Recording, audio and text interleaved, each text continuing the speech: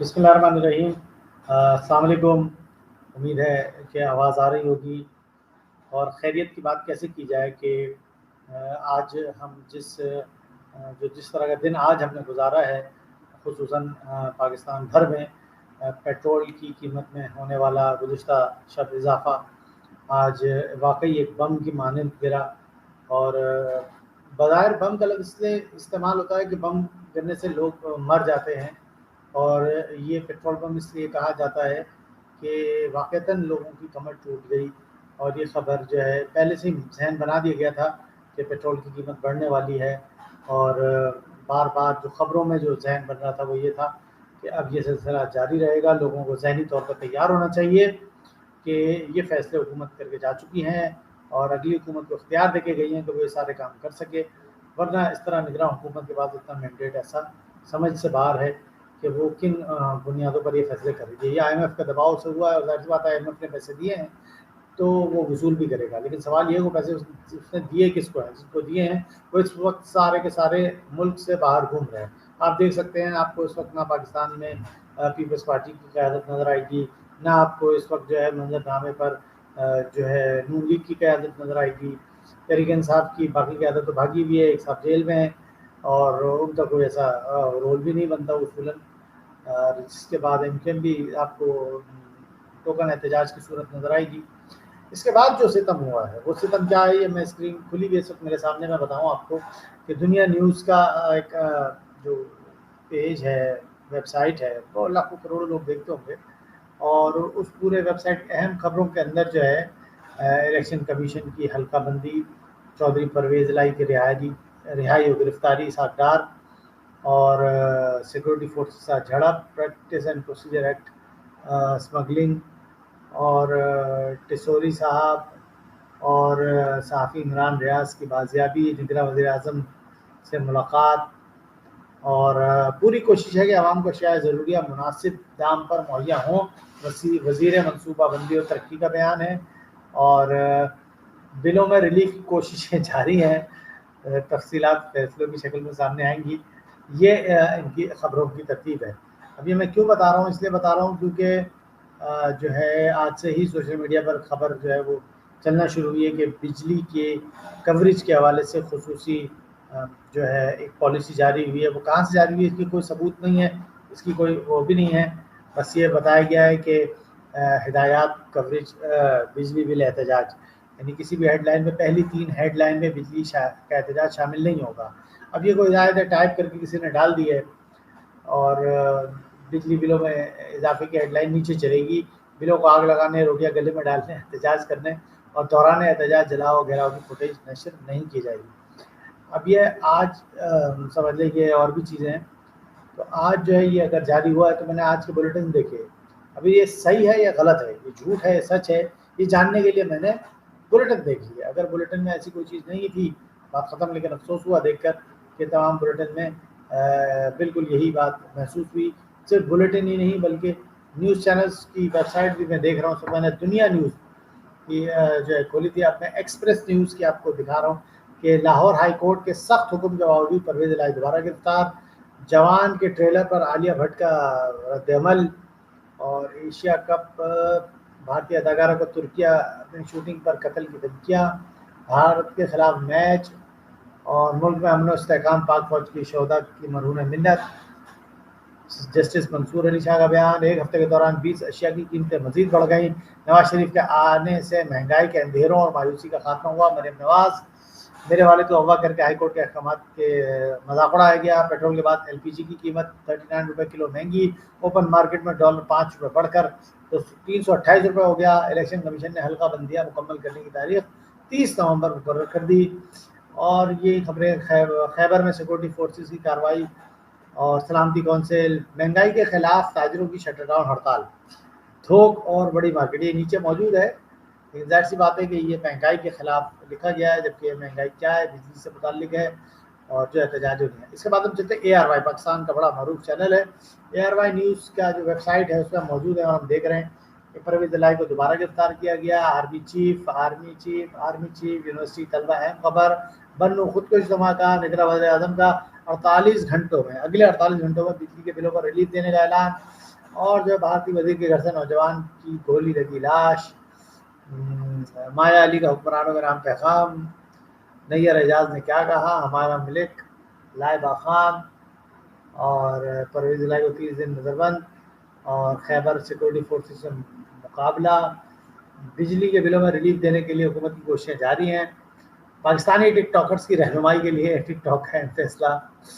اس کے بعد ہم چلتے ہیں ڈان نیوز۔ ڈان نیوز تو نام ہی جیسے ڈان جیسا ہے، تو ڈان نیوز میں اشیاء خود و نوش کی قیمتوں میں اضافہ، اگست میں سالانہ بنیاد پر مہنگائی 27.4% ریکارڈ، اور یہ مطلب یہ مہنگائی سے متعلق خبر ہے۔ دوسری شادی کا قائل نہیں، عشق بہت سارے کیے نیر اعجاز، پاکستان میں بھی فیس بک اور انسٹاگرام پر پیسوں کے عوض بلو ٹک کا آغاز، ایشیا میں شدید گرمی اور درجہ حرارت کے نئے ریکارڈ قائم، پاکستان بھارت یا بارش، کل کا میچ کس کے نام ہوگا، میں نے چترال میں پہلی بار برقی فرائنگ پین پر آملیٹ بنتے دیکھا، شاہین آفریدی اور پہلے اوور کی وکٹ تو جیسے لازم و ملزوم، زندگی تماشا پر پابندی کا سرٹیفکیٹ نہیں دیا گیا تھا، عرفان سرمت کھوسٹ کا انکشاف، حلقہ بندیاں الیکشن جو ہے، چودھری پرویز الہی، اقوام متحدہ سلامتی کونسل، ماحولیاتی تبدیلی، تشدد کا نشانہ بننے والے میک اپ آرٹسٹ نے خاموشی توڑ دی، دنیا میں پہلی بار محض 7 منٹ میں کینسر کا علاج ممکن، نگراں وزیر اعظم کا اسمگلنگ میں ملوث حکام کے خلاف کارروائی کا حکم، اور یہ ہے کنگنا رناوت کو اپنی اداکاری اور تنازعات پر دھیان دینا چاہیے۔ یہ ڈان نیوز کا پہلا صفحہ ہے۔ اب ہم چلتے ہیں جیو نیوز پر، جو پاکستان کا ٹاپ موسٹ جو ہے وہ نیوز چینل ہے۔ جیو نیوز کی اردو ویب سائٹ میں نے کھولی ہوئی ہے اس وقت، اور وہ بتائے دن بھر کی خبروں کے حوالے سے چیزیں ہونی چاہیے، تو اس کے مطابق دہشت گردوں کے بزدلانہ ہتھ کنڈے، فوج اور قوم کو کبھی جھکا نہیں سکتے آرمی چیف، ایشیا کپ، پھر ایشیا کپ، پھر ایشیا کپ، 3 ایشیا کپ میں ڈوبی ہوئی خبریں، عدالتی حکم کے باوجود پی ٹی آئی کے صدر پرویز الہی پھر گرفتار، پی ٹی آئی جنوبی پنجاب کے صدر اون عباس کا پارٹی علیحدگی سے اعلان، بجلی بلوں کے خلاف، جی بجلی بلوں کے خلاف تاجر تنظیموں کی ہڑتال، تمام کاروباری مراکز بند۔ میں نے ایک اور نیوز چینل پہ بتایا تھا، انہوں نے مہنگائی لکھا ہوا تھا، یہاں بجلی بلوں کے خلاف تاجر تنظیموں کی ہڑتال، تمام کاروباری مراکز بند، یہ خبر موجود ہے۔ پیٹرول کے بعد ایل پی جی کی قیمتوں میں ہوش شبہ اضافہ، گورنر سنگھ کی لندن میں نواز شریف سے ملاقات، سیاسی صورتحال پر گفتگو، الیکشن کمیشن نے جلد عام انتخابات کرے گا بندیوں کا اعلان کر دیا، یہ، اور جو ہے ایس ایچ او شاہدرہ پر 3 کروڑ کی کرپشن کا الزام، پولیس افسر فرار۔ تو اب میں جو ہوں اس میں کیا بولوں، بیٹے کو ہاتھ لگانے سے پہلے باپ سے بات کر، شاہ رخ خان۔ تو یہ منظرنامہ ہے اس وقت نیوز چینلز کا، جو خبر آئی ہوئی ہے اس کے بعد جو رسپانس ہے وہ سامنے ہے، اور کل 2 ستمبر کو عوامی ہڑتال ہونے جا رہی ہے جماعت اسلامی کی اپیل پر، اور بل جن کا ابھی آ گیا ہے، جس کو نہیں آیا ہے ذرا بل کی کیفیت دیکھ لیں گے تو سکتے میں بھی آئیں گے، غصے میں بھی آئیں گے، اور بہت کچھ جو ہے محسوس ہوگا۔ اور بجلی کا بل صرف بجلی کے بل سے جڑا ہوا نہیں ہے، بات یہ کہ آپ کا بجلی کا بل زیادہ آ گیا، آپ نے جیسے تیسے کر کے جمع کرا دیا، آپ باہر نکلے روٹی لینے گئے، روٹی کی قیمت بڑھی ہوئی ہے کیونکہ پیٹرول کی قیمت بڑھ گئی ہے، بجلی کی قیمت بڑھ گئی ہے، تو الٹیمیٹلی روٹی کی قیمت بھی بڑھ گئی۔ آپ دودھ لینے گئے تو دودھ والے ویسے ہی چلا رہے ہیں، کہہ رہے ہیں پیر سے جو ہے ہم دودھ نہیں فراہم کریں گے، وہ کہہ رہے ہیں کہ دودھ نصف ہمیں پڑ رہا ہے۔ تو دودھ والے نے کہا بھائی میری بھی بجلی چل رہی ہے، فریزر چل رہا ہے، تو اس کا خرچہ کہاں سے پورا ہوگا؟ تو اب صرف گائے کا چارہ مہنگا ہونے پر دودھ مہنگا نہیں ہو رہا ہے، بجلی مہنگے ہونے پر بھی، پیٹرول کے مہنگے ہونے پر، کیونکہ جو گاڑی پہنچا دی گھر پہ میرا پیٹرول لگ رہا ہے۔ ایک اتنی خطرناک چین بنی ہوئی ہے اس پیٹرول اور بجلی کے ساتھ کہ، اور پیٹرول بڑھتا ہے تو بجلی والے کہتے ہیں بھائی اب تو پیٹرول کی قیمت بڑھ گئی تو ہم تو اس سے بنا رہے ہیں پیٹرول، بجلی سے، تو لا محالہ وہ بھی جو ہے اس کو رسپانس دیتے ہیں۔ تو ایسی صورتحال میں ہمارے درمیان وہاں صلی اللہ صاحب تشریف رکھتے ہیں، تو ان سے بھی ہم پوچھ سکتے ہیں کہ وہاں صاحب مہنگائی کے حوالے سے کیا کہتے ہیں۔ وہاں صاحب آئیے تشریف رکھیے، ہمارے درمیان معروف عالم دین مولانا ثناء اللہ صاحب بھی تشریف رکھتے ہیں، تو ہم چاہیں گے کہ ان سے بھی پوچھیں کہ یہ مہنگائی کا بم گرا ہے، 15 روپے کا پیٹرول بڑھ گیا کل، اب جب پیٹرول بڑھا ہے تو بجلی بھی بڑھے گی، جب بجلی اور پیٹرول بڑھیں گے تو آپ جب روٹی لینے جائیں گے تو تندور والا بولے گا بھائی ایک چیز مہنگی ہو جائے گی، روٹی بھی مہنگی ہوگی، آٹا بھی مہنگا ہو جائے گا۔ تو یہ عوام کو جو ہے مطلب کہاں لے کے جا رہے ہیں آپ کیا سمجھتے ہیں کہ کہاں لے کے جا کے ان کو جا کے گرانا چاہ رہے ہیں، کہاں لے جا کے مار دیں گے؟ آپ کیا کہتے ہیں اس بارے میں؟ آپ کو ہم جو ہے آپ کو جاننا چاہیے۔ بولے بولے آواز آ رہی ہے نہیں آ رہی بعد میں دیکھا ہے. بسم اللہ الرحمن الرحیم. سب سے پہلے تو اس پر بات ہو کہ یہ مسائل پیدا کیوں ہوئے ہیں. تو چونکہ میں تو دین کا طالب علم ہوں تو میں تو اسی نقطۂ نظر کو بیان بھی کرتا ہوں اور اسی کو ترجیح دیتا ہوں کہ اس کا سب سے اہم اور بنیادی سبب یہ ہے کہ ہم انفرادی طور پر بھی اور اجتماعی طور پر بھی دین سے عملاً دور ہو چکے ہیں، اور اجتماعی صورتحال تو اس وقت تقریباً بغاوت کی صورت اختیار کر چکی ہے. تو جب کوئی قوم اپنے انفرادی دائرے میں، اپنے گھر کے دائرے میں اور اپنے اجتماعی دائرے میں اللہ اور اس کے رسول کے احکامات کی خلاف ورزی کرتی ہے اور اس پر اصرار کرتی ہے، تو اللہ کا یہ قاعدہ اور ضابطہ ہے کہ وہ پہلے نمبر پر اسے تنبیہ کرتا ہے. اور پھر جب ایک وقت آ جاتا ہے کہ تنبیہ سے بات وہ اس پر اثر انداز نہیں ہو رہی ہے تو پھر دوسری صورت جو ہے وہ عذاب کی ہوتی ہے، اور تیسری صورت میں یہ ہے کہ اس کو ختم کر دیا جاتا ہے. تو اس وقت ہم جو ہے اپنے ہی اعمال کے کرتوت کے بدلے میں اس عذاب سے دوچار ہیں. سکون، اطمینان، امن، عزت، تحفظ تقریباً ختم ہو چکا ہے، روزگار نہ ہونے کے برابر ہے، اور افراتفری کی کیفیت ہے. ومن اعرض عن ذکری فإن له معیشۃ ضنکا. جو بھی میری کتاب، ذکر سے مراد قرآن ہے اور سنت رسول ہے، جو بھی اس سے روگردانی اختیار کرے گا تو اللہ نے فرمایا کہ میں اس کی زندگی تنگ کر دوں گا. تو آج جس کیفیت سے ہم دوچار ہیں اس کا بنیادی سبب یہی روگردانی ہے. قرآن مجید میں اللہ رب العالمین نے سابقہ اقوام کے حوالے سے ذکر کیا ہے کہ اگر یہ لوگ اللہ کے احکام پر عمل کرتے تو ہم ان پر آسمان اور زمین سے برکات کھول دیتے، یعنی آسمان سے پانی برستا، زمین اپنے خزانے اگل دیتی، تو اس کے نتیجے میں انہیں دنیا میں عیش کی زندگی مل جاتی. لیکن انہوں نے جب بغاوت کی روش اختیار کی تو ان پر اللہ کا عذاب آ گیا. تو آج ہم جو ہے اس وقت عذاب میں گرفتار ہیں. سب سے اہم سبب اس معاملے میں وہ یہ ہے کہ اللہ کے احکامات پر عمل نہ ہمارے 6 فٹ بدن پر مکمل طور پر موجود ہے، نہ گھر کے دائرے میں موجود ہے، اور نہ اجتماعی زندگی میں موجود ہے. وَمَن لَّمْ يَحْكُم بِمَا أَنزَلَ اللَّهُ فَأُولَٰئِكَ هُمُ الْفَاسِقُونَ فَأُولَٰئِكَ هُمُ الظَّالِمُونَ فَأُولَٰئِكَ هُمُ الْكَافِرُونَ. قرآن واضح الفاظ میں بتا رہا ہے ان الحکم الا للہ امر اللہ تعبدوا الا ایاہ. حکم ایک اللہ کا ہوگا، عبادت اسی کی ہوگی، اس کے ماں سوا کسی کی عبادت نہیں ہوگی. تو یہ اللہ کا حکم ہے.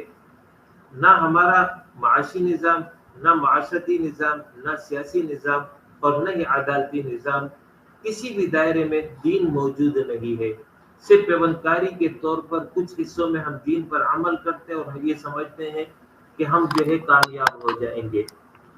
اللہ رب العالمین کا ہم سے ہم پر جو آرڈر ہے وہ یہ ہے کہ ادخلوا فی السلم کافہ، اسلام میں پورے کے پورے داخل ہو جاؤ. یہ آدھا تیتر اور آدھا بٹیر والا معاملہ نہیں چلے گا. اور دوسری جگہ اللہ رب العالمین نے فرمایا ہے کہ اللہ کے رنگ کو اختیار کر لو، صبغۃ اللہ، ومن احسن من اللہ صبغہ. تو اللہ کا رنگ توحید کا رنگ ہے. تو توحید کا رنگ زندگی کے تمام دائروں میں مطلوب ہے. لیکن یہاں پر عملاً جو ہے وہ بغاوت ہے. ہم نے نماز، روزہ، زکوٰۃ اور حج، نکاح اور طلاق، میراث کی کچھ احکام، اس دائرے میں دین پر عمل کرتے ہیں اور باقی تمام دائروں میں ہم نے دین کو چھوڑ بیٹھا رکھا ہے. معاشی نظام کو دیکھ لیجئے، 70 سال سے سود پر مبنی معاشی نظام چل رہا ہے. قرآن کی واضح نص، واضح الفاظ ہے، احل اللہ البیع وحرم الربا. اللہ نے سود کو حرام کیا ہے، تجارت کو حلال کیا ہے.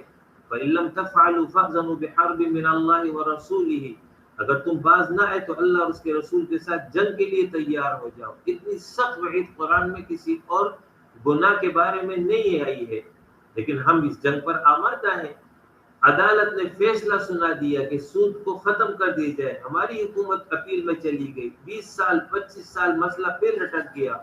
پھر عدالت نے فیصلہ سنا دیا، اب بھی لیت العل جاری ہے. اور آج بینکوں میں لاکھوں خاندان سود کھا رہے ہیں، سود پر پل رہے ہیں.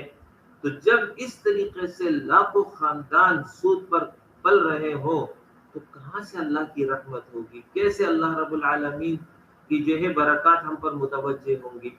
اسی طریقے سے بے حیائی کو دیکھ لیجئے. بے حیائی کا سیلاب ہے جو اس وقت امٹ آ چکا ہے.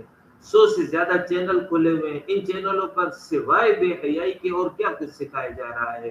لڑکا اور لڑکی، ہر ڈرامے کو دیکھ لیجئے. ڈرامے کا آغاز محبت سے ہوتا ہے اور اختتام شادی پر ہوتا ہے، یعنی آخری قسم میں شادی ہوتی ہے، وہ بھی توڑ دیتے ہیں. وہ ہوتی ہے. یا جو ہے پہلے سے شادی شدہ جوڑا ہے تو اس کو کس طرح ورغلایا جائے، کس طرح شوہر کے خلاف بھڑکایا جائے، ساس اور بہو کے اختلاف وہ کس طرح نمایاں کیا جائے.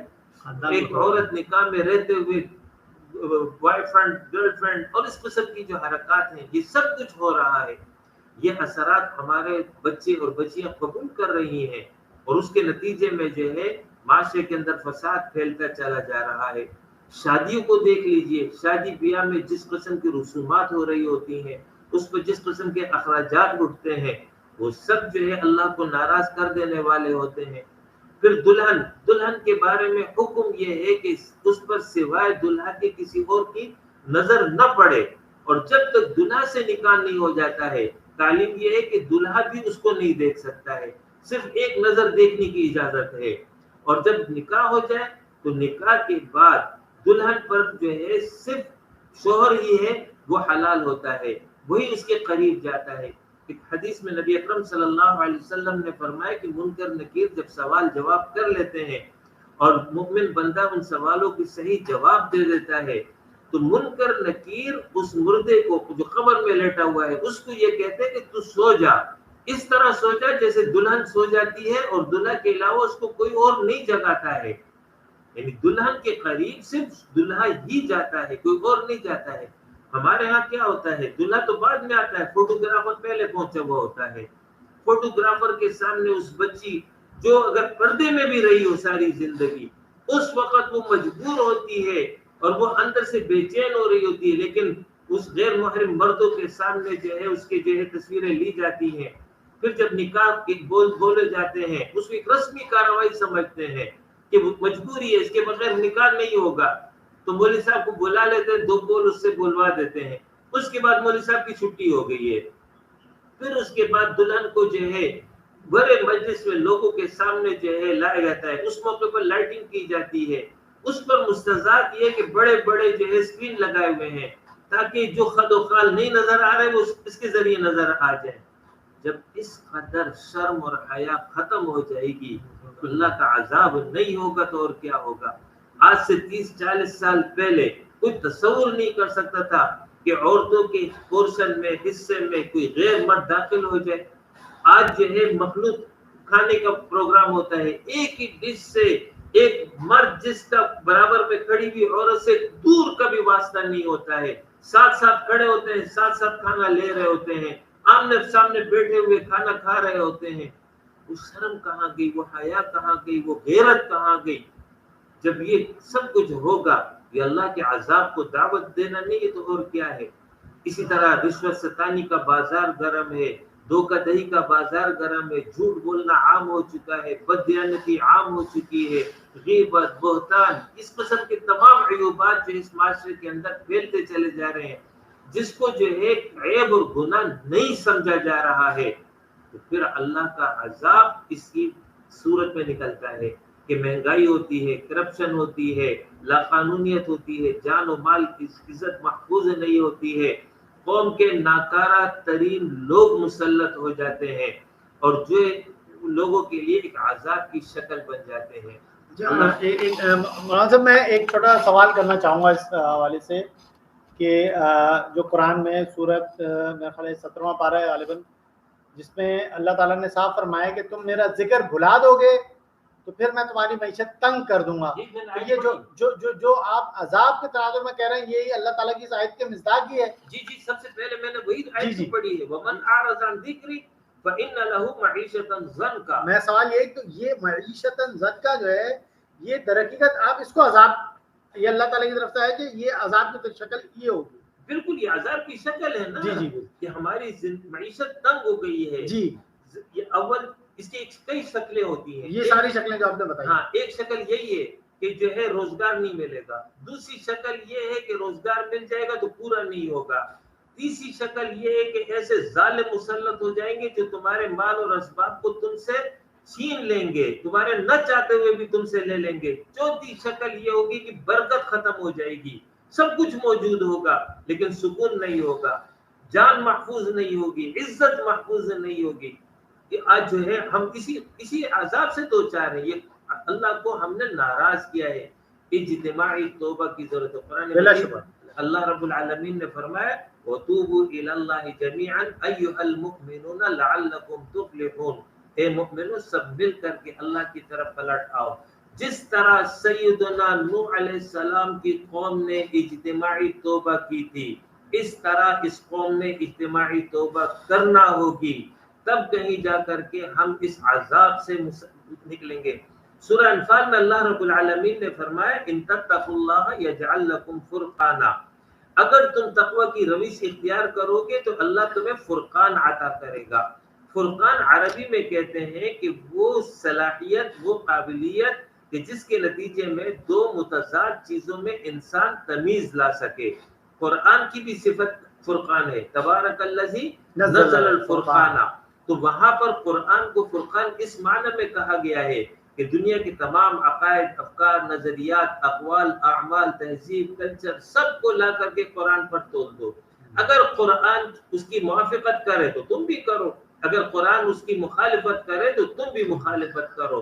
قرآن ذریعہ ہے تو تمیز لانے کا. اسی طرح اللہ فرما رہا ہے اگر تم تقوی کی روش اختیار کر لو گے تو اللہ تمہیں فرقان عطا کر دے گا. یعنی تمہارے اندر ایسی استعداد و صلاحیت پیدا کر دے گا کہ جس کے نتیجے میں تم اچھے اور برے میں تمیز کر سکو گے. آج ہم سے وہ تمیز ختم ہو گئی ہے. ہمیں پتہ ہی نہیں ہوتا ہے کہ کون سی چیز ہمارے لیے اچھی ہے، کون سی بری ہے، کون سا حکمران ہمارے لیے اچھا ہے، کون سا برا ہے. ہر 5 سال کے بعد ایک نیا جو ہے ڈرامہ رچایا جاتا ہے، ایک نئے انداز سے قوم کو بیوقوف بنایا جاتا ہے اور قوم جو ہے وہ اندر دن جو ہے جا کر کے وہ اس کو منتخب کر لیتی اور 5 سال روتی رہتی ہے. جب تک صالح قیادت کو ووٹ نہیں دیں گے، جب تک ایک صالح قیادت کے ہاتھ میں اپنی امانت نہیں تھمائیں گے، کبھی ممکن نہیں ہے. چور چوری ہی کرے گا، ڈاکو ڈاکہ ہی ڈالے گا، قاتل قتل ہی کرے گا، زانی زنا کے کلچر کو ہی عام کرے گا. تو ہم نے اپنے اوپر ایسی لوگوں کو مسلط کیا ہوا ہے، اپنے ووٹوں سے مسلط کیا ہوا ہے، تو ظاہر ہے کہ پھر یہی ہوگا. جزاک اللہ دیجیے مائک دیجیے. تو ناظرین آپ نے گفتگو سن لی اور اندازہ ہو گیا. میں نے آپ کو بتایا کہ جو منظرنامہ بنا ہوا ہے اس وقت، جس طرح سے چیزوں کو پیچھے دھکیلا جا رہا ہے، اصل جو وجہ ہے وہ مولانا صاحب نے بیان کی کہ ہمارا اپنے رب سے ہی دور ہو جانا ہے. بار بار قرآن مجید میں کئی جگہ جو ہے اللہ تعالیٰ اپنی بندگی کو رزق کی فراوانی اور فراخی سے جوڑتا ہے. اور یہ جس آیت کا حوالہ دیا بہت کلیئر الفاظ میں نظر آ رہا ہے کہ ہم نے اللہ کو بلایا ہوا. اللہ کو بلانے کا مطلب یہ نہیں کہ ذکر کیا جائے، ذکر بھی کیا جائے، لیکن اللہ تعالیٰ کے احکامات کو، جو لوگ اللہ کے احکامات کے مطابق فیصلہ نہیں کرتے، جو اللہ کے دیے ہوئے احکامات سے روگردانی کرتے، وہ ساری خصلتیں ہمارے سامنے ہیں. اب بھی وقت ہے رجوع کریں، پلٹیں اور ان چیزوں کو اپنی زندگی کے روٹین میں لائیں کہ میری زندگی کے فیصلوں میں میرا رب سب سے زیادہ مضبوط اور سب سے زیادہ پاورفل، سب سے زیادہ حاکمیت اگر میری زندگی کے معاملات میں ہے تو میرے اللہ رب العالمین کو ہے، میرے رسول صلی اللہ علیہ وسلم کو ہے. تو جا کر کوئی گاڑی پٹری پر چڑھے گی، رزق کے دروازے بھی کھلیں گے، آپ کی استطاعت بھی بڑھے گی، ہر چیز صحیح ہوگی. ورنہ یہ سب جتنی چیزیں ہو رہی ہیں، یعنی مہنگائی کے عنوان سے جتنی چیزیں ہو رہی ہیں، جیسے میں نے بات کی، وہ آپ کی معیشت کو ضم مطلب وہی کرتی جائے گی، کھینچتی جائے گی، آپ کے پاس نہ برکت رہے گی نہ استطاعت رہے گی، اور استطاعت ہوگی تو برکت نہیں رہے گی. یہ پورا منظرنامہ ہے. آج کی ہماری گفتگو اسی حوالے سے تھی. امید کرتا ہوں کہ آپ کو جو بات سمجھانے کی کوشش کی ہے وہ ضرور سمجھ آئی ہوگی. اجازت دیجیے، اللہ حافظ.